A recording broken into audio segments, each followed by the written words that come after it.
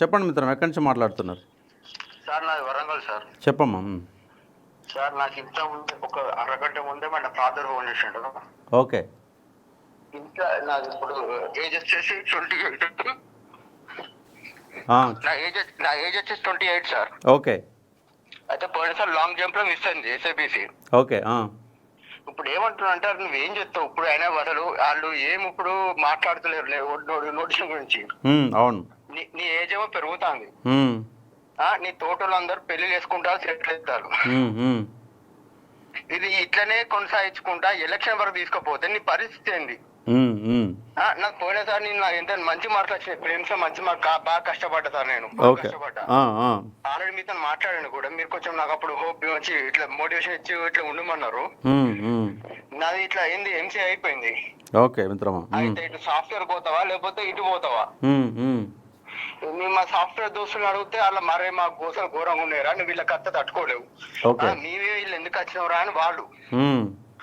మరి నువ్వు నాకు ఏం అర్థమైతలేదు సార్. మరి నోటిఫికేషన్ ఇస్తాడా ఇయ్యాడా? మరి ఏదో పని చూసుకుందాం అట్లా సార్. మరి దానికోసమే ప్లాన్ మిత్రమా. ఎందుకంటే నీలాంటి వాళ్ళు చాలామంది ఇవాళ మధ్యాహ్నం కూడా ఒక అమ్మాయి ఫోన్ చేసింది. సార్ నాకు 353 మార్కులు వచ్చినాయి, నాకంటే ముందున్నటువంటి 354 మార్కులకు బీసీబీ కోటాలో ఉద్యోగం వచ్చింది, నాకు రాలేదు, ఇప్పుడు నేను ప్రిపేర్ కావాలా వద్దా, ఎప్పుడు నోటిఫికేషన్లు వస్తాయి అని ఆ అమ్మాయి క్వశ్చన్ చేసింది. దానికి మనకు సమాధానం దొరకట్లేదు. ఇప్పుడు నీ కూడా బాధ కూడా ఇదే. చాలాసార్లు పోయినసారి 5-10 మార్కులోకి వెళ్ళి పోయిన వాళ్ళే అట్లీస్ట్ ఒక అన్ని రకాల ఎగ్జాములు కనుక మనం చూస్తే ఒక 30-40 వేల మంది ఉంటారు జస్ట్ 5-10 మార్కులతో. నేను 5-10 మార్కులు వచ్చిన వాళ్ళకు తక్కువ నాలెడ్జ్ ఉన్నది కాదు. ఇప్పుడు ఉద్యోగం వచ్చిన వాడికి, ఇప్పుడు 380కి ఉద్యోగం వచ్చిన వాడికి 350 వచ్చి ఉద్యోగం పోయిన వాళ్ళకి నాలెడ్జ్లో తేడా ఏముండదు.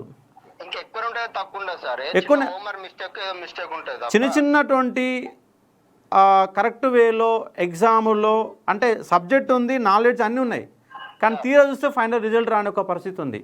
సార్ ఇలాంటి విద్యార్థులకి ఇప్పుడు పోయి ప్రైవేట్ జాబ్ చేసుకుంటే ఒకప్పుడు ఏదైనా కష్టం వస్తే ఆ రోజు మనకు అంత చదువు ఉండి అన్ని ఉండి మాకు గవర్నమెంట్ చేత కాక మనకు నోటిఫికేషన్ ఇయ్యాక ఇంత కష్టపడతాను, ఆ రోజు నోటిఫికేషన్ ఇచ్చి ఉంటే నాకు మళ్ళీ అట్లా ప్రూవ్ చేసుకుంటుంది.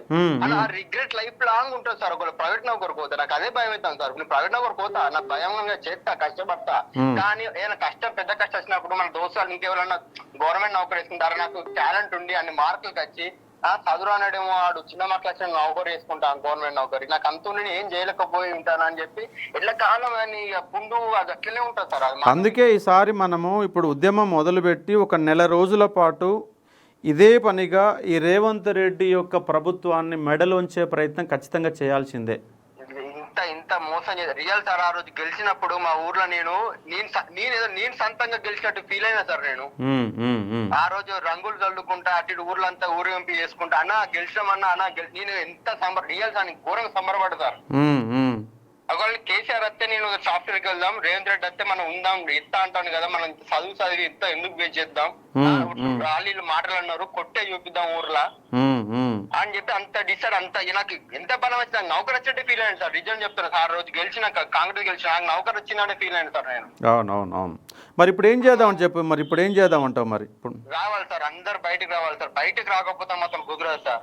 మనం ఇత్తడని నా ఫ్రెండ్స్ అయినా కూడా అందరైనా ఇత్తడు అని చెప్పి మనం అనుకుంటాం. అక్కడ ఏం చెల్లడం లేదు సార్. ఆడ అసలు సార్ అసలు రేవంత్ రెడ్డి ఎందుకు చెప్తలేడు, ఎందుకు వాళ్ళకి అంత చెల్లడం లేకుండా నాకు అర్థమైతలేదు సార్. రాదంతా చెప్తాను ఎంత తెలియదా అంటే తెలుసు, పక్కా తెలుసుంటది కాదు సార్. ఇది వీళ్ళకి అర్థమైతలేదు సార్. అది ఎలక్షన్ లో ఎంత పెద్ద దెబ్బ. ఇది ఆకలినప్పుడు ఇంత చిన్నగా తొక్కేసి అన్నం పెట్టాను సార్. ఆకలి అంతా పోయినాక బిర్యానీ పెడితే ఎవరు కావాలి సార్ మాకు? అవును. అందుకే ఇప్పుడు ఒక్కసారి రేపు సెప్టెంబర్ 15 మనం టార్గెట్ చేసుకొని ఒక నెల రోజుల పాటు నిరవధికంగా రాష్ట్ర వ్యాప్తంగా మహా ఉద్యమాన్ని ఖచ్చితంగా చేసి ఒక ప్రయత్నం చేద్దాం. వెనకడిగేయకుండా ముందు కదిలే ఒక ప్రయత్నం చేద్దామని స్పష్టంగా చెప్తా ఉన్నాను. నీ వంతుగా నీ జిల్లాలో లైబ్రరీ స్టూడెంట్స్ని కలిసి నీ బాధ ఎట్లయితే ఉందో ఆ బాధను మొత్తంగా అందరికీ అర్థమయ్యేటట్టు చెప్పే ఒక ప్రయత్నం చేస్తా పక్కా చేస్తా నేను. ఇంకా మన అప్పుడు దిల్షునారైనా మన దిల్షునార్ని ఎస్ఐపిసోళ్ళు ఉంటారు ఎక్కువ, వీళ్ళందరూ బయటికి రావాలి సార్. మా ఎస్ఐపిసోల్ ఇప్పుడు 3 సంవత్సరాలు అయిపోతుంది. అవును. ఇప్పటికి మామూలు నాకు ఏమనిపిస్తుంది అంటే కేసీఆర్ ఉన్నా మాకు ఇలాంటి కేసీతోడు కదా మేము ఎంత పెద్ద తప్పు చేసినాం అని మాకు ఎన్నిసార్లు తిట్టుకుంటాను సార్ నాకు నేనే ఎందుకు కేసీఆర్ ఉన్నా మాకు కేసీతోడు కదా ఇప్పటికని. అవునవునవును. అందుకే ఇప్పుడు మనం ఏం చేద్దామంటే ప్రతి జిల్లాలో ఒక 10 మందితోని, ప్రతి లైబ్రరీలో ఒక 10 మందితోని ఖచ్చితంగా మన కమిటీని ఫామ్ చేసుకోవాలి. ఎక్కడికక్కడ కమిటీని ఫామ్ చేసుకోవాలి. కమిటీ ఫామ్ చేసుకొని అక్కడక్కడ నిరసనలు కనుక స్టార్ట్ అయితే ఎట్లుంటుంది అంటే ఉద్యమం ఎట్లుంటుంది అంటే చిన్న చిన్నగా రాజుకుంటే మహా ఉద్యమంగా మారుతుంది. అది ఎప్పుడు మారుతుంది, ఎలా మారుతుంది అని చెప్పేసి అర్థం కాని ఒక పరిస్థితి వస్తుంది. పోయినసారి తెలంగాణ పబ్లిక్ సర్వీస్ ముట్టడి జరిగింది, అనుకోలేదు కదా. అకస్మాత్తుగా అదొక ఉప్పెన్లా వచ్చేసి చివరికి ప్రభుత్వమే మారడానికి కారణమైంది. ఇప్పుడు కూడా ఏదో ఒక దగ్గర మనకు ఒక గ్రౌండ్ అనేది దొరుకుతుంది. ఆ గ్రౌండ్లో ఈ గవర్నమెంట్ని మనం ఖచ్చితంగా మెడలుంచే ఒక ప్రయత్నం చేస్తాం. కాబట్టి ఏం బాధపడకుండా, ఎందుకంటే జీవితం అంటేనే సవాళ్ళు ఇబ్బందులు అన్నీ ఉంటాయి. అన్ని ఎదుర్కొని నిలబడ్డప్పుడే జీవితం అవుతుంది. కాబట్టి నీ వంతుగా నీ బాధని 10 మందితో పంచుకొని ఇంకో 10 మంది తయారు చేసి పెడుతుంది. సార్ పేరెంట్స్ బాధ ఏంటంటే అరే నువ్వు నాకు రూపాయి ఏ పని మంచిది, అరే నువ్వు సెటిల్ గా ఫస్ట్ ఏదో ఒకటి గవర్నమెంట్ కాదు ఏదో ఒక నౌకరీ చేసు. మాకేంటంటే ఇప్పుడు ఇంత కష్టపడ్డాం కదా ఉత్తగా ఎందుకు పోవాలని మా బాధ. ఏంటంటే ఇప్పుడు నా తోటి దోస్తులందరికీ వాళ్ళకి పెళ్లిళ్ళు అవుతాయి, పోరాలు కొడతాళ్ళు. ఇంకెప్పుడు రాను ఇప్పుడు సరే ఎస్ఐపిసి అంటాను, ఎంత పెద్ద నోటిఫికేషన్ ప్రిలిమ్స్ రాయాలి, ఈవెంట్స్ పెట్టాలి, మెయిన్స్ రాయాలి, మళ్ళీ నీకు రిజల్ట్ ఇవ్వాలి, మళ్ళా ట్రైనింగ్. ఇంకెప్పుడు సెటిల్ అవుతావు నువ్వు? ఇంకా ఆల్రెడీ 25 ఏళ్ళు వచ్చినాయి. 25 ఏళ్ళు వచ్చినాయి ఉన్నాయి. 32 ఏళ్ళకి అవుతావా? ఇప్పటికి చుట్టాలు ఇంటి దగ్గర వాళ్ళు అడుగుతూనే ఉన్నారు ఇంకెన్ని రోజులు అవుతాడు. వాళ్ళు సరే వాళ్ళు అంటారు పోనీ, కానీ మనదైతే మనం వాళ్ళే బంద్ అంటారు పట్టించుకోదు, కానీ మనకు ఉండాలి కదా అని చెప్పి ఇంతకుముందు అరగంట క్రితం మాట్లాడినా సార్ మా వాళ్ళతో. సరే నీ పెయిన్ ఎట్లా ఉందో ప్రతి విద్యార్థి పెయిన్ అట్లనే ఉంది సార్. వాడు 10,000 ఏంటి సార్, మాకు వద్దు, నాకు 20,000 కాదు 10. ఇప్పుడు కష్టపడ్డాడు బయట పడాలి సార్. ఇప్పుడు ఏదో టైం పాస్ వచ్చినోడు అది కష్టపడ్డాడు బయటకు వెళ్తే చాలు సార్. చదువు ఉన్నోడు 10,000 వేసినా కష్టపడ్డాడు వెళ్తాడు. 10,000 ఉంటాడు, కష్టపడ్డ చదువుకున్నాడు వెళ్ళిపోతాడు బయటికి.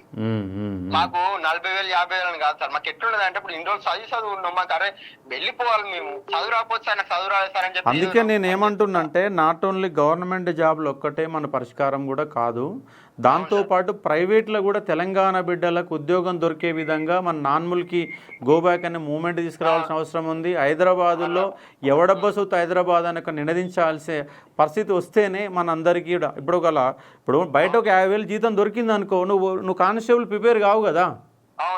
ఒక 40,000 50,000ని గౌరవంగా జాబ్ దొరకని పరిస్థితులలోనే గవర్నమెంట్ ఉద్యోగం కోసం మనం కొట్లాడుతూ ఉన్నాం. కాబట్టి ఇటువైపు కొట్లాడుతూ అటువైపు కూడా చేసే ఒక ప్రయత్నం చేద్దాం మిత్రమా. థ్యాంక్ యూ మిత్రమా. చాలా మంది కాల్స్ లైవ్లో వెయిట్ చేస్తాం. Thank you sir. రైట్.